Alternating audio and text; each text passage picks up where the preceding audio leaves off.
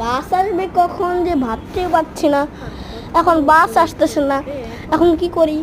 একটা কাজ করি, পিপ পিপ। বললাম না আমার আইডিয়া এইটাই বেশ। যাক, ফাইনালি ঘুরতে এসে বললাম। এখন একটু নদীর পানির ভাব নেই। আরে নদীর পানির ভাব তো অনেক সুন্দরই তো। এখন কি করি? এখন একটু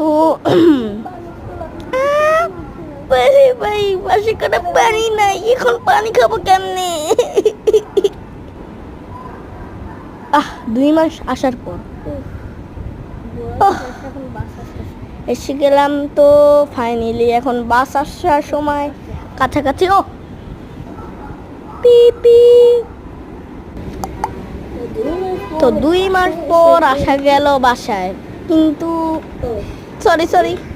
আচ্ছা, আমার তো পটি পেয়েছে, আমি যাই।